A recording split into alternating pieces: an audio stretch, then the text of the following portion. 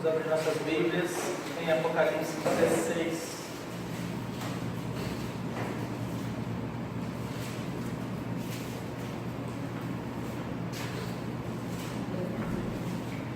A partir do verso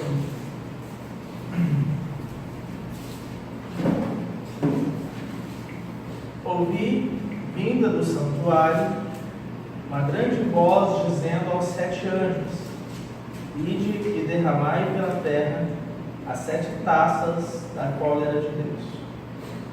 Vamos orar.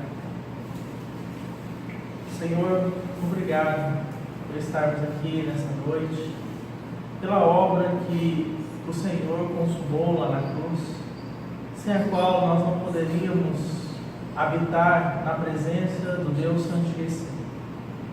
Obrigado porque é na segurança e na dignidade da Tua obra, Senhor, e não na nossa segurança, não na nossa dignidade própria, que nos aproximamos de Ti mais esta noite. Crendo que pelo Teu amor, pela Tua graça e misericórdia, o Senhor quer se revelar a nós por meio da Tua palavra. Por isso pedimos a Tua instrução e a revelação do Teu Santo Espírito sobre este precioso livro de Apocalipse. Nos conceda graça, sabedoria no falar e muito mais no ouvir, Senhor. Como precisamos ter ouvidos atentos ao Senhor e corações desejosos por nos submetermos à Tua palavra. É o que mais precisamos, Senhor. Só o Senhor, pela Tua vida, pode nos dar, nos conceder esta graça. Por isso, suplicamos ela ao Senhor. Obrigado por tudo que o Senhor tem feito, que está fazendo neste lugar, nas vidas que aqui se reúnem, pois a obra do Senhor permanece. A obra humana não pode prevalecer. E se temos permanecido aqui, é porque o Senhor tem nos conduzido, Senhor. Por isso somos gratos ao Senhor. Mais uma vez nós te louvamos, te agradecemos, no nome do Teu Filho amado Jesus. Amém. Irmãos, então vamos retomar o nosso estudo de Apocalipse. Essas 2 semanas que não podemos estar juntos, nós paramos aí no capítulo 16, que vai falar sobre as taças da ira, os 7 flagelos, que no contexto de Apocalipse são a consumação do juízo de Deus. Para que tenhamos uma ideia, veja o que está escrito aí no verso 17 deste capítulo. Então derramou o 7º anjo a sua taça pelo ar, e saiu grande voz do santuário do lado do trono, dizendo: Feito está. Então, nós nunca podemos perder de linha de pensamento e de compreensão do texto, da revelação de Apocalipse, que o nosso Pai Celestial tem um propósito eterno e que Ele está levando a cabo esse propósito. Então, muitos cristãos hoje, eles se perdem nesse propósito por acharem, por exemplo, que todo o propósito de Deus se resume em Cristo ter salvo os cristãos de irem para o inferno lá na cruz. Então, uma vez que eles creram e receberam Cristo como seu Senhor e Salvador, é como se o assunto tivesse encerrado e que eles apenas aguardem agora a volta do Senhor. Então, ter esse tipo de pensamento é ter uma visão limitada acerca do eterno propósito de Deus. A cruz, irmãos, não é um fim, ela é um meio para algo muito mais superior, muito mais sublime. Então, nós sabemos que o nosso Deus é um Deus triuno. Ele é um, mas subsiste em 3 pessoas. Na pessoa do Pai, na pessoa do Filho e do Espírito. Eu estava vendo um irmão que é um cientista também, eu não me lembro agora o nome dele. Ele estava falando justamente sobre isso, quando ele disse que a natureza, ela expressa muito bem o DNA triuno de Deus. Somente os cristãos podem então olhar e contemplar esse Deus triuno, o Pai, o Filho e o Espírito, sendo todos Deus. E a palavra de Deus, de Gênesis e Apocalipse, dá testemunho disso. Você não vai ver nenhum texto da palavra expressamente falando sobre a triunidade, de forma expressa, o Deus triuno, né? A Trindade Santa. Você não vai encontrar isso na Bíblia, mas você tem uma série de textos que falam sobre isso. Por exemplo, se você abre João 17, você vai ver lá o Pai, o Filho, melhor dizendo, Jesus, orando ao Pai e pedindo que todos sejam um só em espírito, como Ele e o Pai são. Então você vê a menção sobre o Filho, sobre o Pai e sobre o Espírito de Deus. Então esse irmão está falando que esse Deus triuno deixou o seu DNA em toda a criação. E de fato acontece isso, irmãos. Basta nós olharmos para a criação. Por exemplo, o átomo. Os cientistas, que estudam, os físicos, sabem que o átomo é a base de toda a matéria. Toda a matéria é formada a partir do átomo, em todo o universo. E aí você tem no átomo o quê? De que o átomo é formado? Ele tem prótons, elétrons e nêutrons. A unidade. Aí você vai sobre o estado da matéria, na natureza, sólido, líquido e gasoso. Aí você vai para a nossa noção de espaço: altura, profundidade e largura. Então Deus deixou o seu DNA impresso em toda a natureza, Deus triuno. E graças ao Senhor por isso, porque então nós podemos ver que o eterno propósito de Deus não se limita à cruz. A cruz é um meio para que Deus leve a cabo o seu eterno propósito, de ter uma família com muitos filhos, como seu filho amado Jesus, de ter uma noiva, uma esposa para o seu filho, de ter um templo para o seu espírito possa habitar. Então ele, aqui em Apocalipse, o que ele está fazendo? Quando você vê a consumação das 7 taças da ira de Deus, é a consumação do juízo.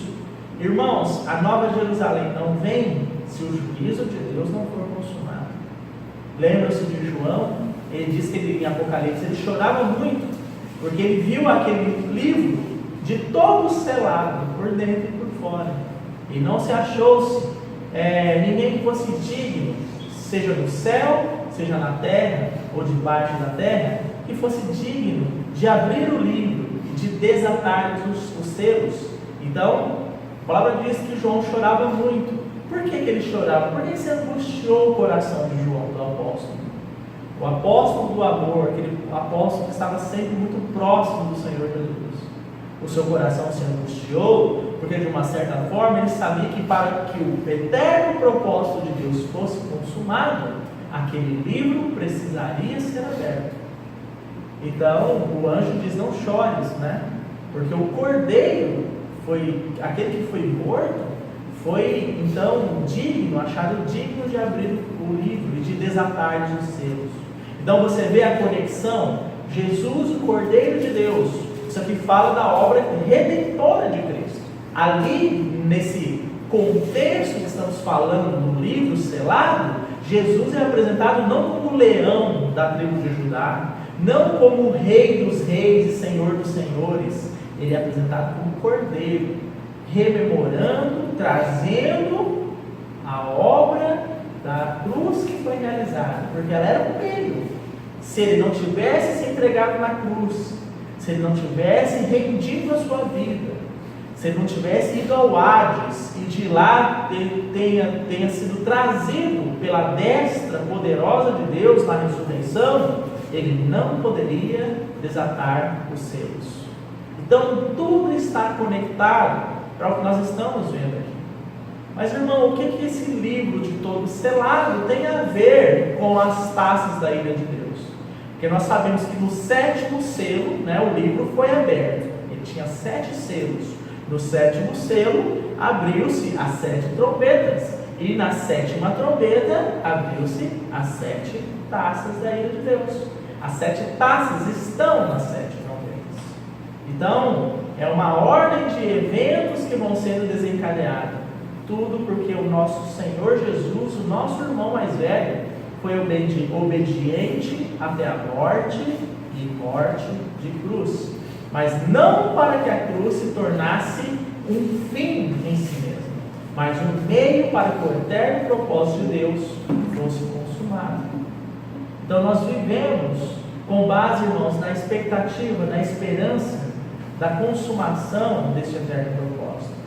Os nossos corações precisam queimar como queimou o coração de João, pela expectativa de que aquele livro seja aberto, de que os selos sejam desatados, porque só depois nós vamos ouvir aquela voz lá de Apocalipse, capítulo 20, né? Ou 21. Veio uma voz do trono de Deus dizendo que Deus tabernaculará, né? Habitará com os homens para todo sempre, a nova Jerusalém, né? Tudo isso precisa acontecer antes. Eu vejo só mais uma colocação antes da gente entrar aqui. Eu vejo muitos cristãos que olham para o livro de Apocalipse, para essas tragédias, e nós não podemos ignorar. Serão tragédias mesmo que vão acontecer para a humanidade. Morte, catástrofes sem precedentes, coisas terríveis vão acontecer, porque o dia do Senhor é o grande e terrível dia do Senhor.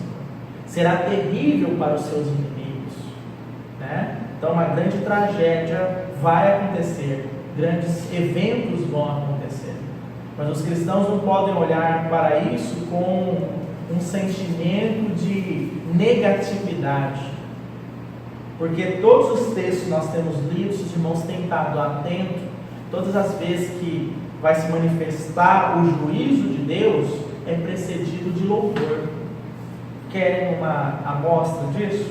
Nós estamos falando sobre as taças da ira de Deus, na verdade. Veja aí no capítulo 16 mesmo, as taças estão sendo derramadas. Veja aí a partir do verso 5 o que é dito. 3 taças já foram derramadas. E olha o que é dito no verso 5.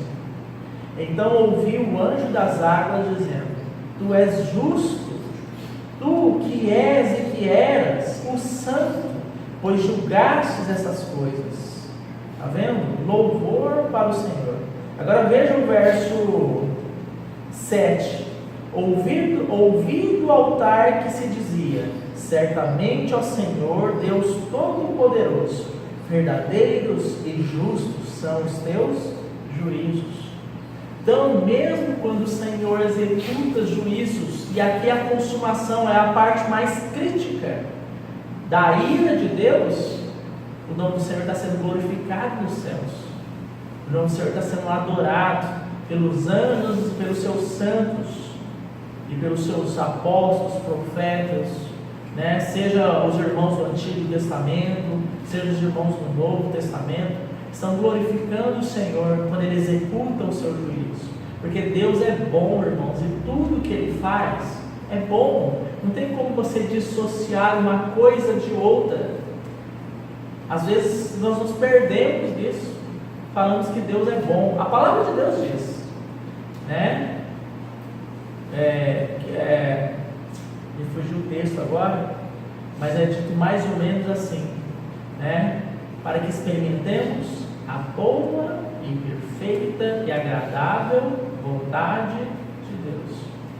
Se Deus é bom, tudo o que Ele faz, seja aparentemente negativo aos nossos olhos, também é bom.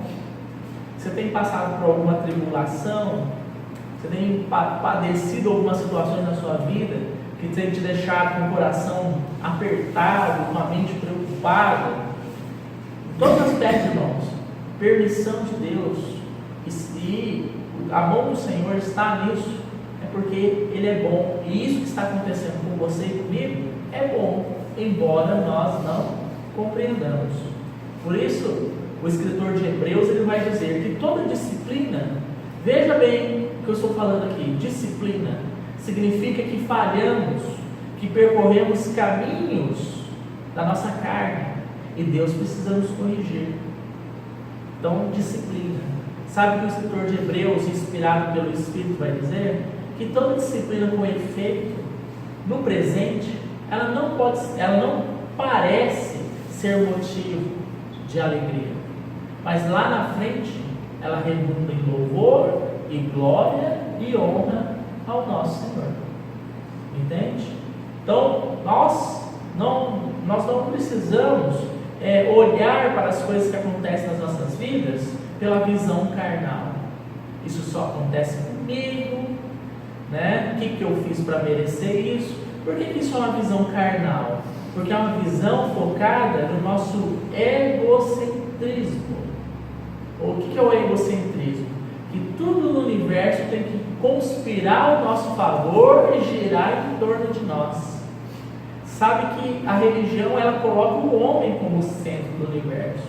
Você pode reparar isso nos cânticos que são cantados. Você pode reparar isso na palavra que é exposta. Mesmo que fale de Deus, Deus é um coadjuvante. Ele não é o protagonista. Em uma visão humanista das coisas relacionadas à palavra de Deus. Por exemplo, as músicas. A minha fé, eu vou conseguir, Deus vai me ajudar. Você está vendo? São cânticos antropocêntricos. Por quê? Uma palavra complicada, né? Para dizer assim, que o homem é o centro desses cânticos, embora ele falando de Deus. Mas você percebe pela letra que, na verdade, o homem que é o principal ali. Na exposição da palavra, a mesma coisa. Não, porque Deus vai te ajudar. Porque Deus vai te fortalecer, porque Deus vai te amparar, porque Deus não vai deixar você naufragar, porque Deus não vai fazer isso por você, ou vai fazer aquilo por você. Deus é tão somente um instrumento para que o homem alcance os seus fins, os seus objetivos. Então, isso, irmãos, denota e aponta para uma visão distorcida do eterno propósito de Deus. Efésios, capítulo 1, eu já citei esse texto muitas vezes, mas ele é um texto que mostra sobre o eterno propósito de Deus. Porque ela vai dizer assim, que Deus revelou um mistério oculto desde a eternidade, que agora foi manifesto, o de fazer convergir em Cristo todas as coisas. Então, o que é essa conversão? É tornar Jesus o centro de todas as coisas do universo. É para isso que Deus está trabalhando. É para isto que Apocalipse está acontecendo. Então, irmãos, a gente pode falar, por exemplo, de tabernacular com o Senhor para sempre. Que glória, que honra. Mas, em primeiro momento, isso não é para nosso benefício. Isso é porque o Pai, agradou ao Pai fazer isso para o Filho. Tornar o Filho o centro de todas as coisas. De ter para o Filho um corpo que expressa a sua glória, que expressa quem Ele é. E esse corpo é a igreja. Por isso que em Efésios mesmo vai dizer que para ser o centro de todas as coisas, ou melhor, o cabeça de todas as coisas, o deu à igreja qual é o seu corpo. Então Deus olha do céu, numa visão espiritual, numa visão celestial, existem dois homens para Deus, dois cabeças federais da humanidade. Um homem é Adão, que caiu, que pecou, que falhou. Toda a humanidade, para Deus, estava representada em Adão. Esse foi o primeiro homem, mas a palavra também fala do último homem. E esse último homem é quem? Se nós falarmos assim, é Cristo, então somente, não seria uma visão mais adequada. Mas é Cristo como sendo cabeça e a igreja como sendo o seu corpo. Um homem universal, certo? Por isso que a cabeça está exaltada à destra de Deus, mas o corpo está aqui na terra expressando quem Ele é, quem a cabeça é, não é? Ou deveria estar expressando. Então, voltando agora para Apocalipse, já que falamos um pouco sobre o eterno propósito de Deus, Vamos ver com alguns detalhes aqui as taças da ira de Deus, os flagelos. Bom, verso 1 nos diz assim: ouvi, vinda do santuário, uma grande voz, dizendo aos 7 anjos: ide e derramai pela terra as 7 taças da cólera de Deus. Bom, o primeiro ponto a nós questionarmos aqui é: de quem é essa voz? Está dizendo aí, ouvi, vinda do santuário, uma grande voz. Acho que em primeiro momento nós temos que descartar o que não é, dizer o que não é, de quem não é essa voz. Essa voz não pode ser do povo redimido de Deus. E eu explico aos irmãos o porquê. Veja aí no capítulo 15, verso 8, o que é dito: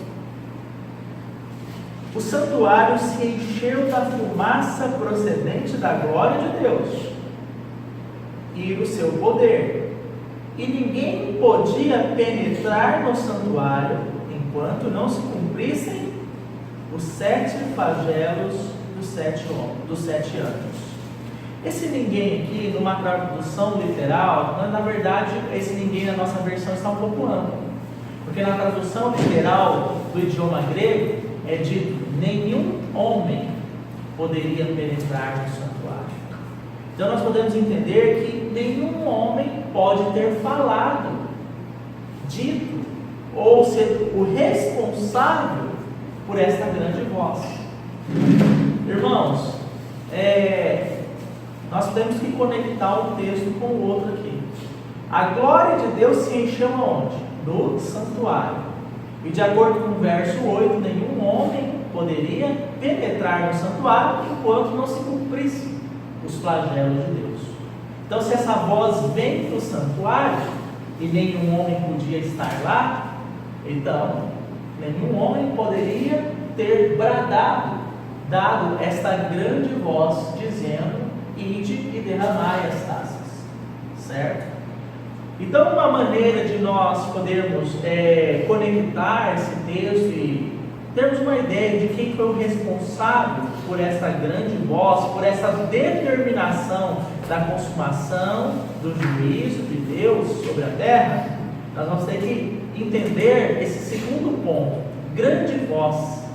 Onde na palavra de Deus nós temos essa expressão grande voz? É interessante se você vai fazer uma busca e ver quais são os textos que fazem referência à chamada grande voz.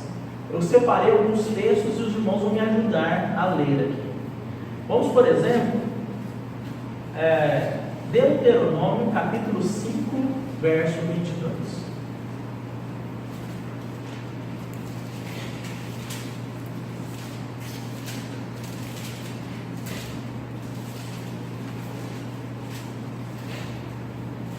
O irmão que encontrou pode ler para a gente.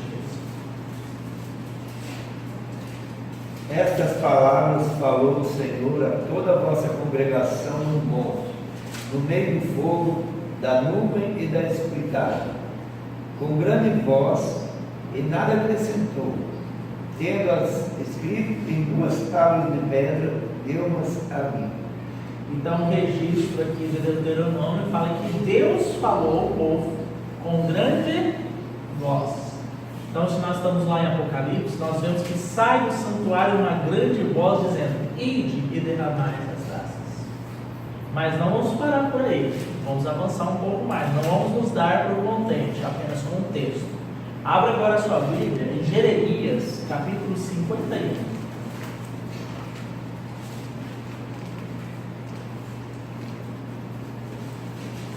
Verso 55.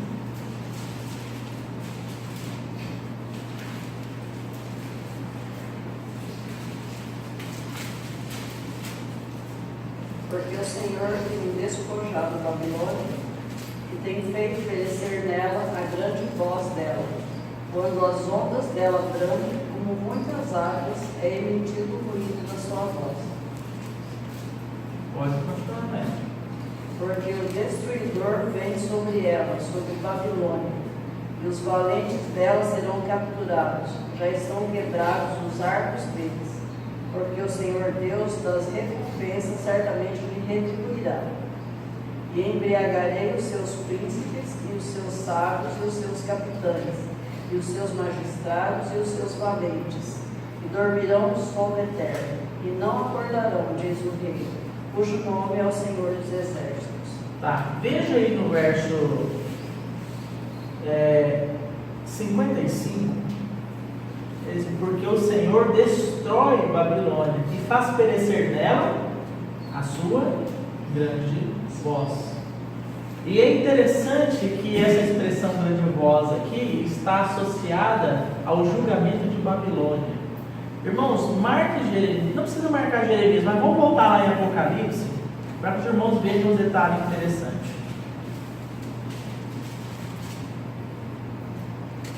Veja que na 7ª taça da ira de Deus, no verso 19, aparece uma figura aí. O irmão pode ler para mim? E a grande cidade se dividiu em 3 partes, e caíram as cidades das nações. E lembrou-se Deus da grande Babilônia para dar-lhe o cálice do vinho do furor da sua ira. Então, quer dizer que na 7ª taça da ira de Deus, você tem o julgamento de Babilônia. Então, aquela grande voz registrada em Jeremias está associada ao julgamento da Babilônia. E aqui nós vemos o julgamento da Babilônia na 7ª taça da ira de Deus. Agora, lembre-se, lá era a grande voz do Senhor, mais uma vez. Agora, então vimos que essa expressão ela está associada ao falar do Senhor Deus. Em 2 momentos nós vemos isso, em Deuteronômio e em Jeremias. E em Jeremias você tem uma aproximação do julgamento de Babilônia, que está relacionada às taças da ira de Deus. Agora, vamos em Apocalipse, ler alguns textos também relacionados a essa expressão, mas não que essa grande voz esteja associada ao Senhor Deus diretamente. Vamos lá, Apocalipse capítulo 5.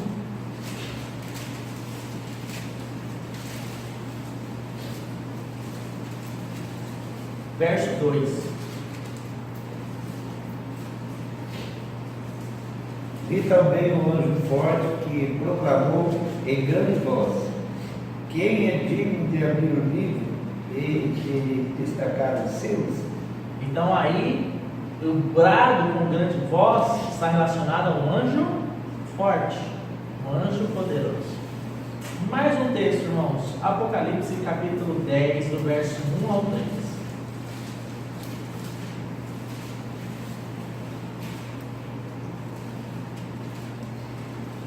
E outro anjo forte descendo do céu, envolto em nuvem, como o arco-íris por cima de sua cabeça. O rosto era como o sol e as pernas como colunas de fogo. E tinha na mão um livrinho aberto. Pôs o pé direito sobre o mar e o esquerdo sobre a terra. E bradou em grande voz, como um ruge um leão.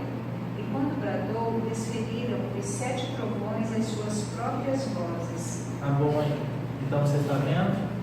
Mais uma vez essa expressão associada a um anjo poderoso. A descrição aqui feita por João, um anjo forte, é um anjo poderoso, mas não é Deus, não é o Senhor Jesus. E agora, para nós terminarmos essa parte, eu quero pegar mais alguns textos com os irmãos. Agora, quando essa expressão grande voz está relacionada à própria pessoa do Senhor Jesus. Então, abra sua Bíblia aí, Apocalipse, capítulo 1, verso 10.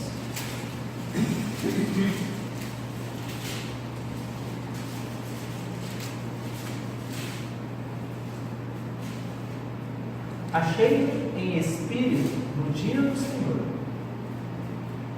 e ouvi por detrás de mim grande voz, como de trombeta. Aqui está falando no contexto, a gente não ficar se atendo muito aos textos. O contexto é quando João tem aquela visão de Jesus glorificado. ele estava se achando espírito, e por trás dele uma grande voz como de trombeta. Quando eles se voltam para ver quem falava com ele, ele cai por terra, porque ele teve aquela visão do Senhor Jesus em o seu corpo glorificado, né? Agora, para nós encerrarmos, abra aí Apocalipse 16, é o nosso capítulo que estamos estudando hoje, verso 17.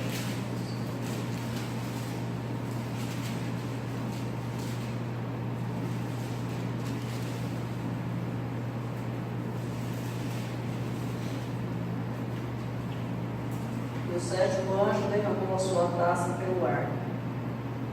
E saiu uma grande voz do santuário do céu, do trono, dizendo: feito está.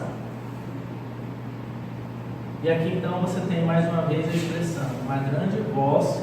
E aqui ela está sendo muito direta ao dizer que essa voz, essa grande voz, sai do santuário.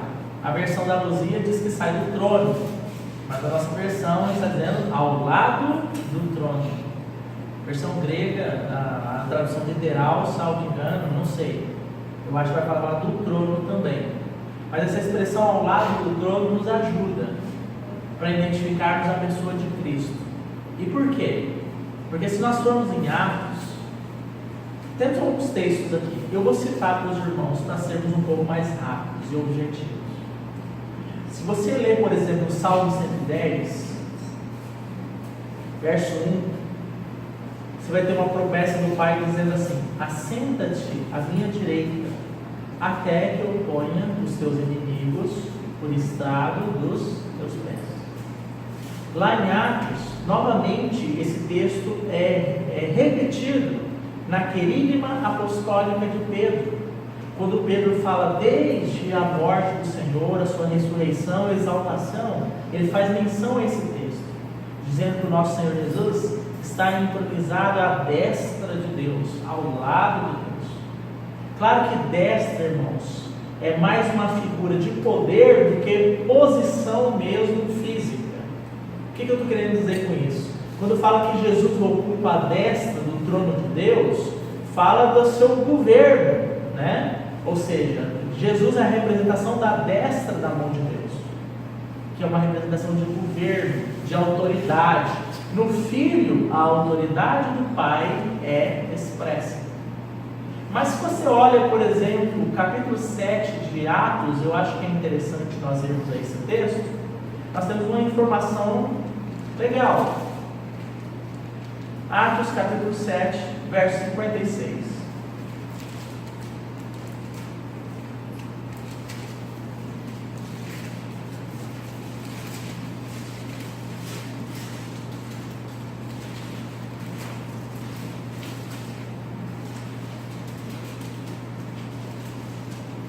E disse: eis que vejo os céus abertos e o Filho do Homem em pé à destra de Deus. Então, nessa posição ao lado, à destra de Deus, Estevão, quando estava sendo apedrejado, martirizado, ele olha ao céu e tem essa visão do trono celestial e o Filho em pé à destra do Pai, vendo, né, o que estava acontecendo com ele. Então, voltando para o nosso raciocínio, estamos falando lá de quem, de onde proveio, quem é o responsável por aquela grande voz que diz: ide, derramai as taças da ira de Deus. Uma impressão pessoal de todos os textos que nós lemos, irmãos, é que seja a própria pessoa do Senhor Jesus, determinando que os anjos que eles vão e que eles cumpram o propósito do Pai. Por essa expressão que nós vimos aqui no capítulo 16, verso 17, saiu grande voz do santuário do lado do trono, ao lado do trono, não do trono, ao lado do trono de Deus, uma posição ocupada pelo Filho, à destra do Pai, em pé à destra de Deus, Então nós vimos essa primeira parte. Me parece que, claro que não esgotamos, e isso é uma impressão pessoal que temos olhando esses textos, Então, quem é essa voz? Quem é que brada? De quem é essa grande voz? Embora a expressão grande voz, ela seja utilizada no falar do nosso Pai Celestial, no falar de anjos e no falar da própria pessoa Jesus, do Senhor Jesus, aqui no contexto me parece que é da própria pessoa do Filho, do Senhor Jesus. Ok. E o que essa grande voz nos diz? Irmão, nós vamos fazer um exercício também de leitura de vários textos, para entendermos a importância da grande voz. Claro que sabemos que a grande voz está dizendo, e de derramar as taças.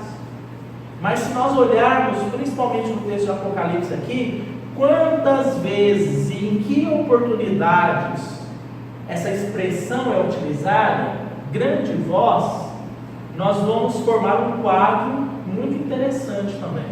Então vamos ler mais alguns textos aqui. Vamos para Apocalipse, capítulo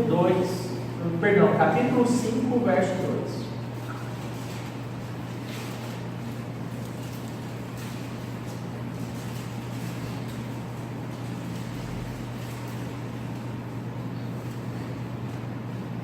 Vi também um anjo forte que proclamava em grande voz: quem é digno de abrir o livro e de lhe desatar os selos?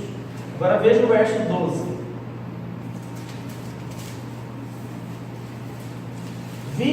Verso 11 e 12, perdão. Vi e ouvi voz de muitos anjos ao redor do trono, dos seres viventes, dos anciãos, cujo número era de milhões e milhares de milhares, proclamando em grande voz: digno ao Cordeiro que foi morto, de receber o poder e riqueza e sabedoria e força, e honra e glória e louvor.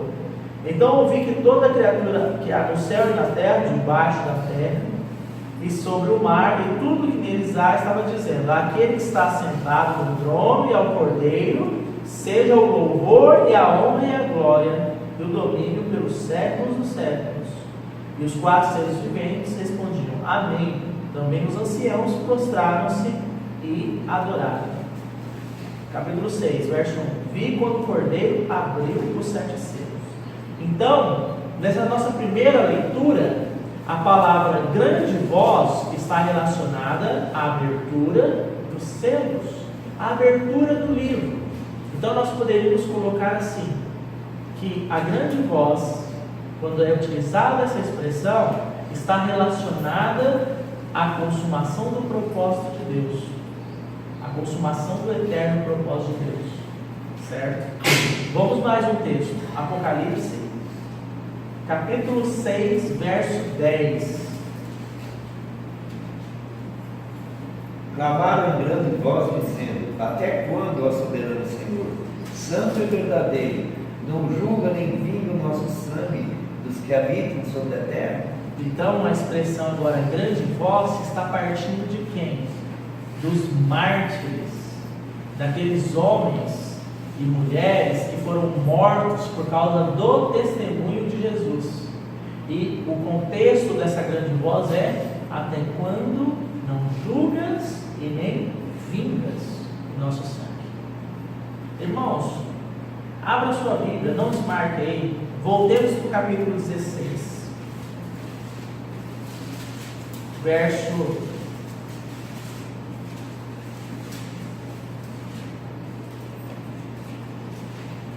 5 e 6. Olha o que é dito.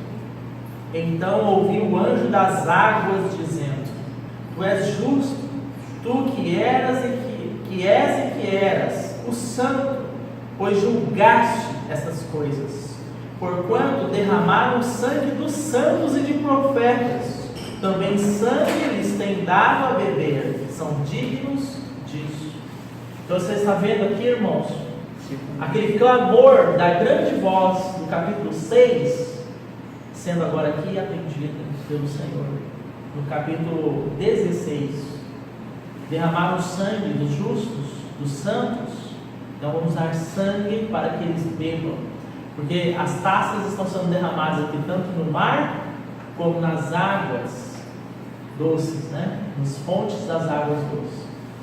Então, podemos colocar que, num patamar aqui, nós temos a grande voz conectada à consumação do eterno propósito de Deus, a grande voz conectada ao juízo de Deus, a vingança de Deus pelos seus filhos que foram mortos pelo seu testemunho, tá? E vamos avançar um pouco mais.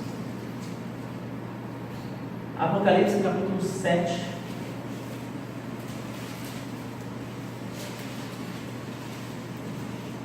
Verso 2 e 4.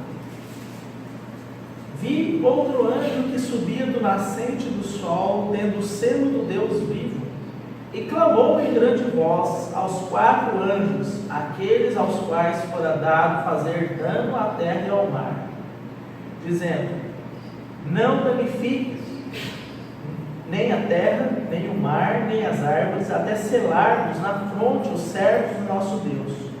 Então ouvi o número dos que foram selados, que era de 144 mil, de todas as tribos dos filhos de Israel. Então, nesse pódio, nesse patamar, além da consumação do eterno propósito, do juízo de Deus, da vingança de Deus para os seus filhos que foram martirizados, você pode colocar aí também o selamento, ou o selo de Deus sobre as suas primícias do povo judeu. Então, esses selados 144 mil são as primícias de Deus. Abra sua Bíblia aí, um pouco mais adiante, Apocalipse, capítulo 14.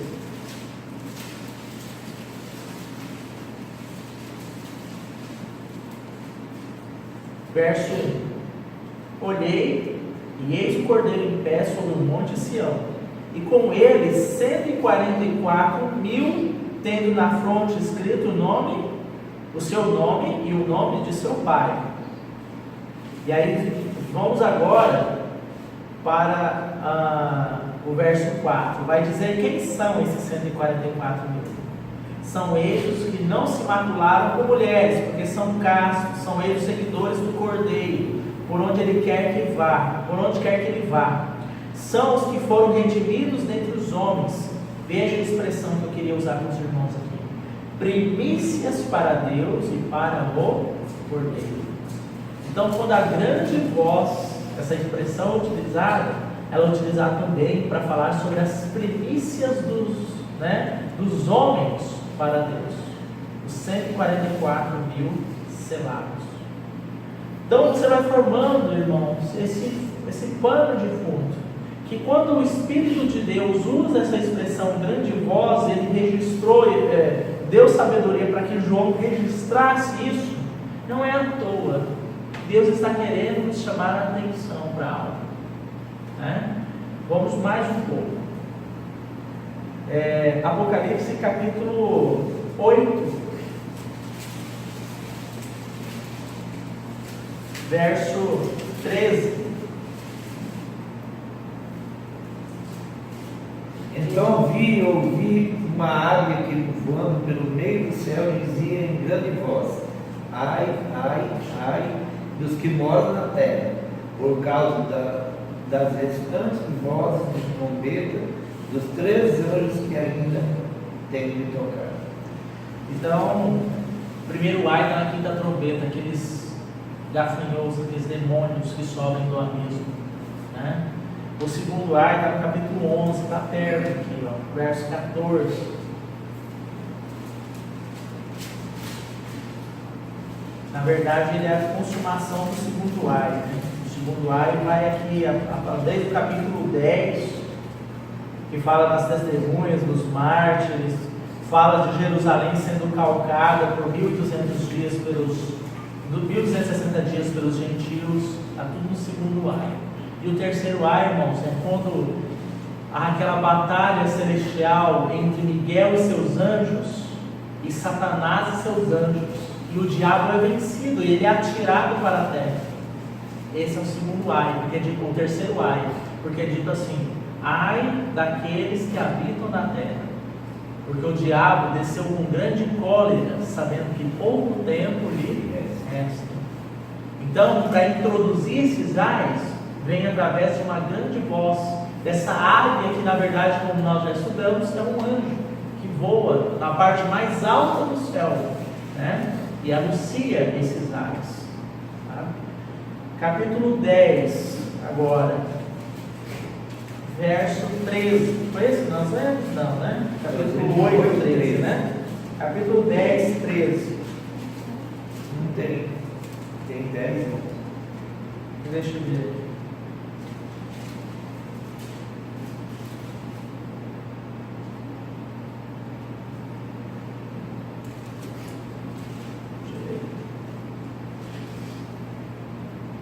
Acho que é o 9 e 13, né? Deixa eu ver. Não.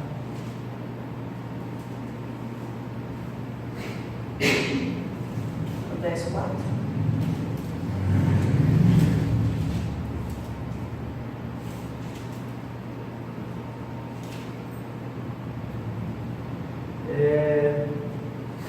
Na verdade, ele começa, nós já lemos esse texto, ele começa do 3.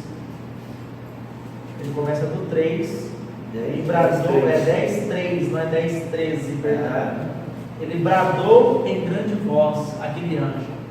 E veja, irmãos, que esse brado desse grande anjo vai nos falar de algo muito significativo. Diz aí o verso 6 agora.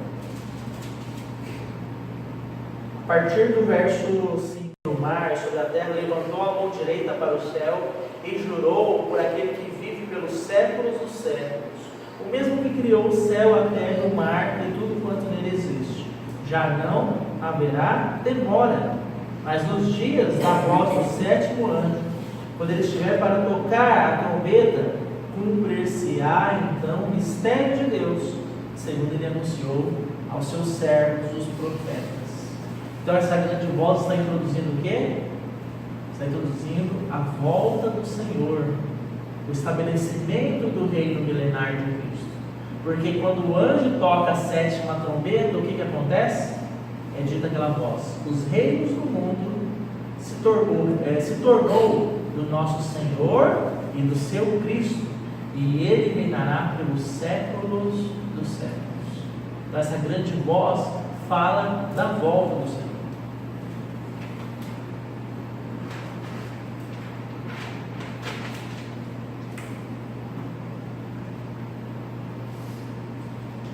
Vamos avançar um pouco mais aqui, só para a gente ter esse quadro aí fechado. Apocalipse, capítulo 14, verso 2. Vamos fazer assim: um irmão abre aí Apocalipse 14, 2. Um outro irmão, o Paulo, 14, 2. A Tairine abre Apocalipse 16, verso 1. Ouvi uma voz do céu, como voz de muitas águas, como voz de grande trovão. Também a voz que ouvi era como de arpistas, quando rangem a sua harpa. Leia o verso 7, Paulo. Dizendo em grande voz: temei a Deus e dai-lhe glória, pois é chegada a hora do seu juízo. E adorai aquele que fez o céu, e a terra, e o mar, e as fontes das águas. Verso 9, Paulo. Seguia este outro anjo, o terceiro, dizendo em grande voz: se alguém adora a besta e a sua imagem, e recebe a sua marca na fronte ou sobre a mão, também esse beberá do vinho da cólera de Deus, preparado sem mistura do cálice da sua ira, e será atormentado com fogo e enxofre, diante dos santos, anjos e na presença do Cordeiro. Verso 15 e 18. Outro anjo saiu do santuário, gritando em grande voz, para aquele que se achava sentado sobre a terra, sobre a nuvem: toma a tua foice e ceifa, pois chegou a hora da ceifa, visto que a seara da terra já amadureceu. E verso 18. Saindo do altar outro anjo, aquele que tem autoridade sobre o fogo, e falou em grande voz ao que tinha foice afiada, dizendo: toma tua foice afiada, ajunta os cachos da videira da terra, porquanto as suas uvas estão amadurecidas. Então você vê aí no texto que o Paulo leu, a grande voz relacionada ao quê? Nós estudamos bastante isso, o Evangelho eterno, temei a Deus, dai glória a Deus. Aquelas porções do Espírito, aquelas demandas do Espírito para os santos nos últimos dias, né? Aí fala sobre o juízo de Deus, porque quem vai beber do cálice puro, sem mistura alguma da ira de Deus? Aqueles adoradores da besta, da sua imagem que tem a sua marca. E você vê também falando sobre as ceifas de Deus, a ceifa da seara e a ceifa dos cachos de uva, está relacionada lá, ó, à guerra do Armagedon. Aliás, irmãos, nós temos visto uma movimentação aí nos últimos dias, em razão dessa posição adotada, assumida pelos Estados Unidos, de reconhecer Jerusalém como a capital de Israel. E você já vê a Turquia encabeçando um outro movimento para reconhecer Jerusalém, né, como a capital da Palestina. Então você vê essa tensão sendo estabelecida, e nós temos que lembrar que Jerusalém vai ser sitiada pelas nações para ser destruída. Então essa declaração dos Estados Unidos, na verdade, expôs algo para o mundo ocidental, lá no Oriente, lá eles já sabem muito disso, mas para nós aqui é raro a gente ver isso, mas expôs algo para o Ocidente, para nós, através da televisão, que é muito importante.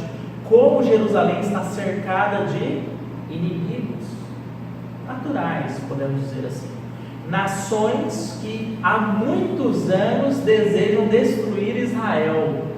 Elas só precisam de um pretexto. E me parece que dentro desse propósito eterno de Deus, usando esse presidente dos Estados Unidos, esse pretexto parece que está surgindo. Não é verdade? Está surgindo. Então, irmãos, nós não podemos ficar adormecidos. Esse ano, por exemplo, nós presenciamos um sinal que desde que Apocalipse foi escrito, os irmãos esperam. Viu-se sinal, um grande sinal no céu. Aquela mulher vestida, tendo a lua, tendo o sol, tendo a lua sobre os seus pés, o sol sobre a sua cabeça, a coroa, né, de 12 estrelas. Nós vemos que esse sinal ele foi visto no céu no ano de 2017, setembro de 2017. Então as coisas estão acontecendo, e agora, como uma mulher grávida que sente contrações, parece que no intervalo do que a palavra de Deus está nos prometendo que vai acontecer, o intervalo desses acontecimentos, eles estão cada vez mais reduzidos, estão mais perto, estão mais próximos. Não é verdade? Então, essa grande voz também é utilizada para anunciar essas questões relacionadas ao Evangelho eterno, né? A marca da besta, a ceifa, a colheita de Deus, a batalha, a guerra do Armagedon, que está relacionada à volta do Senhor. E os aliados dos Estados Unidos lá, era aliado deles, já romperam com eles também. Exato. E já tiraram a embaixada da Palestina e já ficaram para Jerusalém, da embaixada americana. E a Turquia tem um papel importante nisso. Vamos ler mais dois textos, e aí nós vamos parar por aqui. Está em 16, verso 1. Na verdade, 3. Então aí, vou pedir mais um irmão que leia o 19, verso 1. Já marca aí.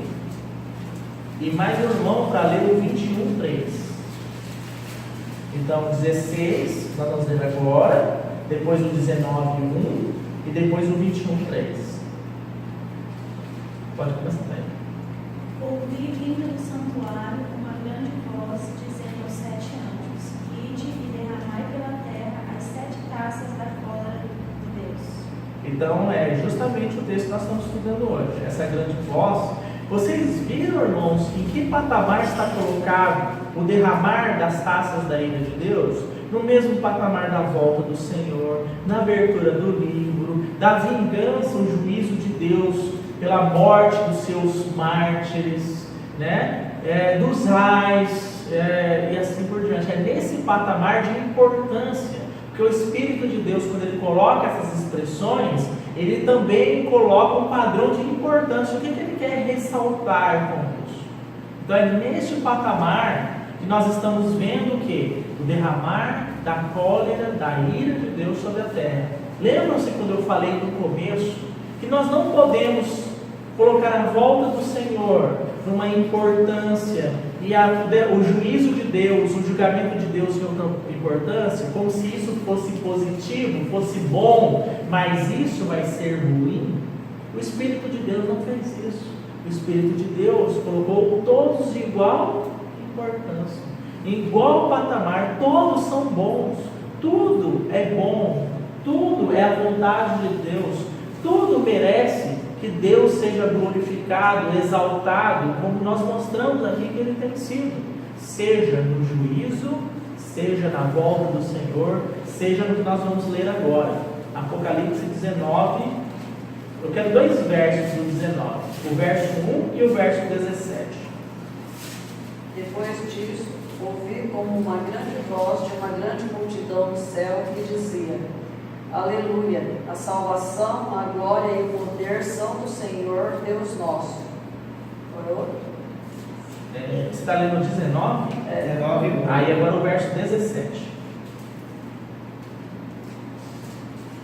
Vi um anjo que estava de pé no sol e gritou em grande voz, dizendo a todas as aves que voam no meio do céu: Vinde e congregai-vos para a grande ceia de Deus. E que ceia é essa, irmãos? Os irmãos podem ler em casa, e nós vamos chegar nesse capítulo também. A ceia de Deus é a derrota, a destruição dos seus inimigos, das nações que sitiam Israel, Jerusalém, para destruí-la. Quando vem o Senhor e os seus exércitos, que são os santos redimidos, montados em cavalos brancos, né? Aquela vinda gloriosa de Deus para pelejar, para defender, para salvar Jerusalém da destruição. 18 fala, né, que é para vir para comer a carne dos leis.